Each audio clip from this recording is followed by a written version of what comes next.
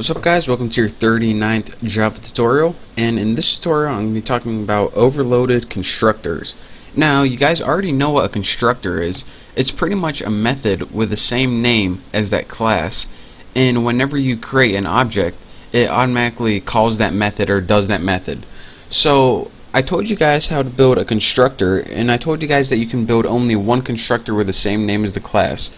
But I didn't tell you guys that you can build multiple constructors, and depending how many arguments you have, it picks what constructor to use. For example, if you called that object with one argument, it would have a constructor for that. If you called that object with 3 arguments, it would have a constructor that took 3 arguments.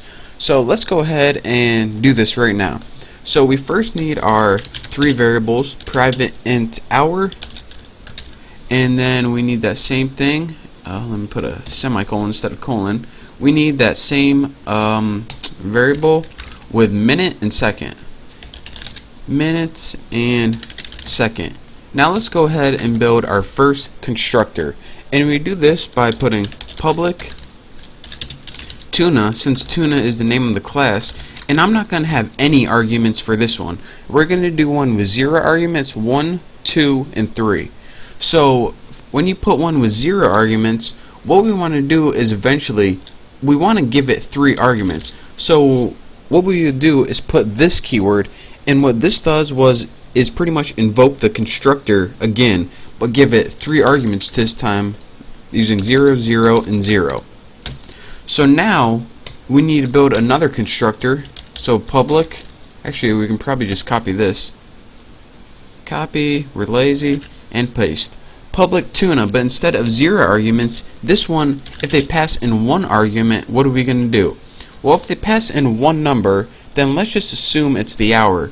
So we put this hour, so if they passed in object 5, it's going to be 5 o'clock, then 0, 0.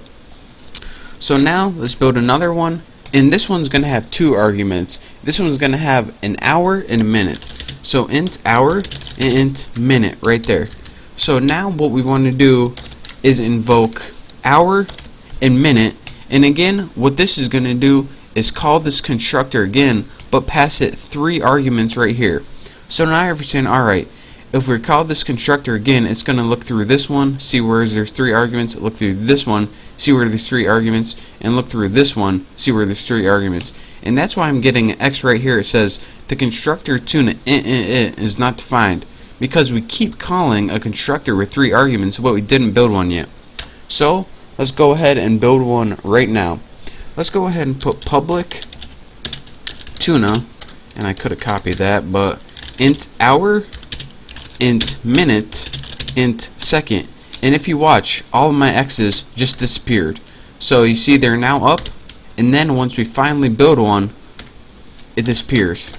So now that we have a constructor with 3 arguments, we can go ahead and build something what it does.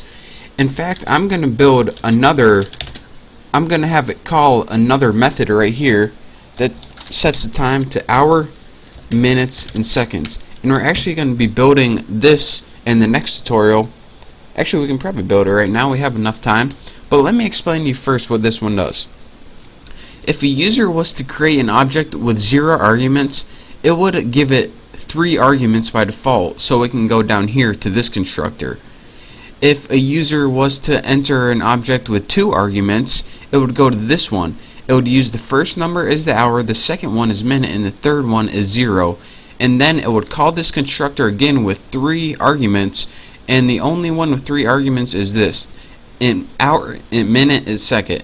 And then what this constructor does is set the time in a set time method.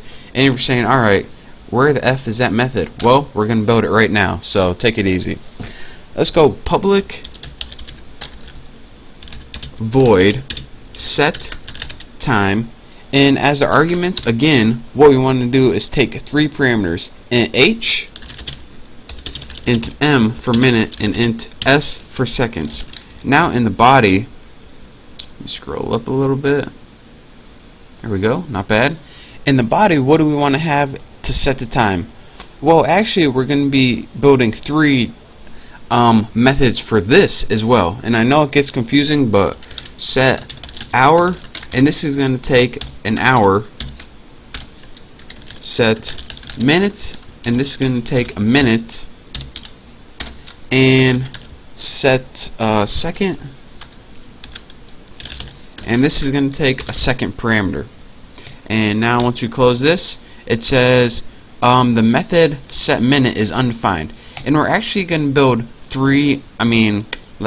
six more methods, I think. We're going to build methods for setting each of the times. And why do we need a new method for set hour, a new method for set minute, and set second?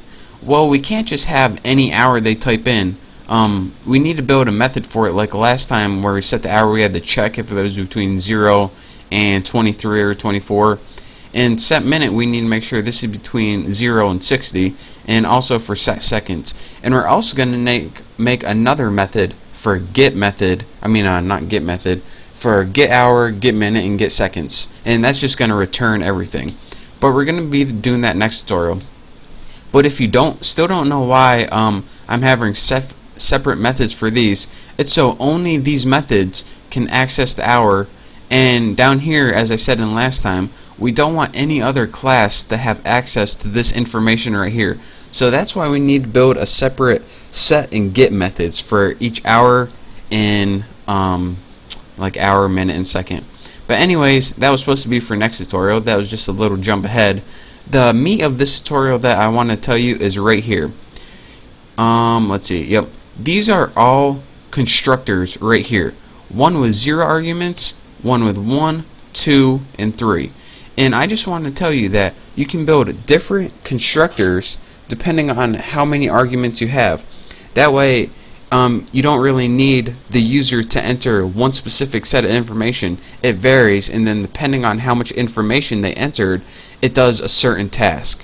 So if you don't understand this, I promise in the next either 1 or 2 tutorials, this will make all sense once we finally build our program and you can see what's going on. But thank you guys for watching. Make sure to write this code right now.